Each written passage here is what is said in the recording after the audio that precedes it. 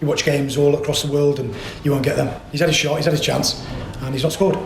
So the defender's going to make a lunge, always, because it's a last-ditch attempt. I've not seen it back, but from my view, my point is they don't need any more help. Certainly don't need the ref giving them a penalty there. Yeah. I mean, if the decision had gone your way, you'd have gone. I mean, at the other end, you'd be sitting there thinking, well, we've got one there, haven't we? Of course you would. I said it exactly the same time. I was a bit bewildered. We started the game well, second half, a bit more tempo to our play, and it was a decent start. After we told them we'd given them too much respect first half, I thought we defended well and did as well as we could do. And we've had the better chances in the game. If you think of the openings that they've carved us open, don't think they did really. And that's ultimately the decision's killed your game plan second half.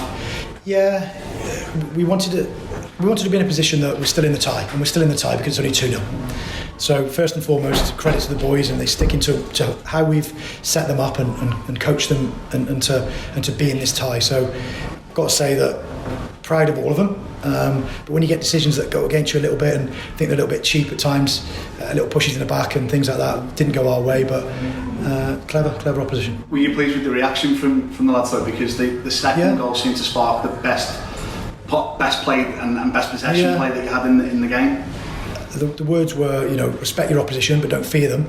It's okay saying that in the dressing room, but that's coming from a person that's been in that environment and knows exactly what I'm trying to say to them. Don't fear them. It's just they're an excellent side, but if you get close to them and stick to your game plan and harry and press them a little bit, they will give you the ball back. And just for myself, looking forward to next week before anyone comes in on the game themselves, but is the message now all week to the players, you've got nothing to be afraid of going to Copenhagen? In a football match, you've never got anything to be afraid of. You respect the opposition, and rightly so, because of the players they've got and the manager they've got. But it's going to be a daunting one because of the crowd and the atmosphere. But we can still play. We can score away goals as well. Just a shame we didn't get one of those chances, the 3 chances that we did get, maybe hit the target. That's all I've asked. Can we hit the target there and make the keeper work? And is the difference then between next week and this is that you've just simply got to take your chances? We said before the game, football's a game of margins, and you only get 3 chances. You've got to score one of them. Away from home, we had 2 or 3 chances, and we took it. We took our chance, and that's why we're in this round now. So if we get chances again, I'm sure we can.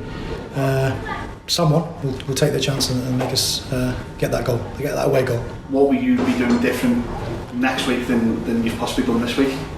We'll have a look at the game and see where we could have improved when we won the ball retention. I think when we did win it first half, we were a little bit nervy. The outlets weren't quite as open as what I'd have imagined, but that was down to heat, that was down to how they set up and the quality of the opposition. And just the final one for me is that this is your 3rd European campaign now. Have you seen a massive difference between your first campaign when the team you inherited were very much experienced European campaigns, but you're now starting to see your teams going more toe-to-toe with bigger teams? Yeah, I think so. I think it's a learning curve for me and the staff and the players. And the longer the players are here, the more chance we have of getting closer. But we are still chalk and cheese with that team out there. So unless we take every chance we get, we're not going to beat them. Thank you very much, Scott. I'll speak to you in a bit. Scott, you had a chance in the first minute, didn't you? That could have been a lot of points. Yeah, showed them also highlights of when we played. I think it was Videoton here. We had a chance in 2 or 3 minutes, and we were marginally away from it from the cross. Robs has got into a great position, and we've sort of unsettled the back line there in the first few minutes. And yeah, if that goes in, of course, it's a different story. We all know that. It is a question of taking chances, and you had 2 or 3 good ones. 3 chances we had. Sis had one where he's come inside the pitch. He's usually good at that. He bends it in and whatever. Robs has had one we've just talked about, and Jamie's had one right at the end there that was a decent effort on the break. Do you feel the players though had a really good effort against classy opposition? Let's be fair. We know we've talked about it in the week leading up to it that they're an excellent side, and we've seen footage of them. They're the best team in the Danish league by a country mile, and I've seen Midtjylland at first hand, and they're very good. So we've talked about it. I've said the levels we've got at and the levels we performed at tonight are still above our station, are still above our grade. So the reason we're disappointed is because we feel a little bit unjust on the penalty, and how much did they carve us open to create a 2-0 gap. And the penalty, I mean, Keston committed it and was having words with the referee. Let's be fair, you were, and Paul Harrison, right at the end as well, as the players came off. Yeah, it's. How did you see the penalty? I saw it as we've let it bounce in behind. Players got in for only one of the few times he did, but I think any defender, any player is going to make a last-ditch attempt at the ball because it could be a goal. That's exactly what he's done. He's a defender. He's going to do that. I think the forward's had his chance and he's missed, regardless of whether we fouled him or not. You don't get that. You just don't get that in football. So I think it's a bit unjust. How do you feel now going into the second leg, Scott? I feel proud of that performance because the way we set up and what we can do, we can't do any more than what our players are at maximum. So I feel pleased we can put a performance like that. You know, the crowd will be saying, well, why aren't you attacking, you know, and things like that. We all know that everyone's the best armchair fan. We're all managers. Yeah.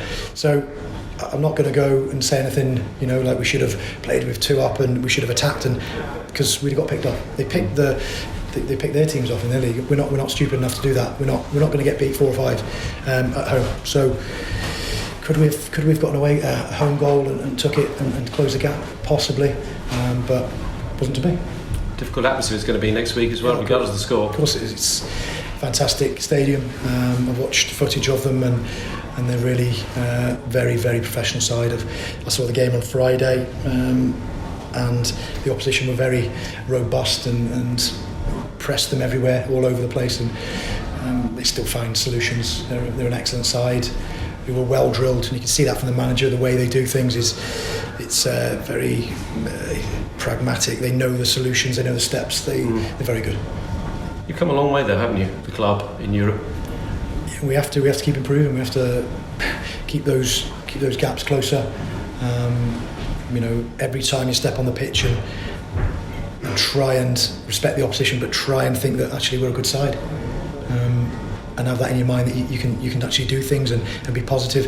That's why you get chances against them, but that's when you've got to take them. That's nothing you know, derogatory about my players, but 3 of them had good chances there and we haven't hit the target.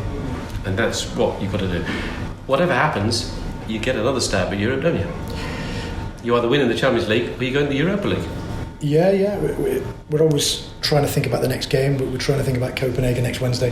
You know, that's down the road, the Europa, but we're trying to do our best to try and come up with another, you know, solution to their problems away from home, which is going to be, if they think that's hard, it's going to be, you know, multiply that by 5, whatever, 6. And your message to the players, what do you say when they come back for training? Come back in, have a rest up, be proud of your performance, go again, ready to go again for 3 more days training to prepare for Wednesday night.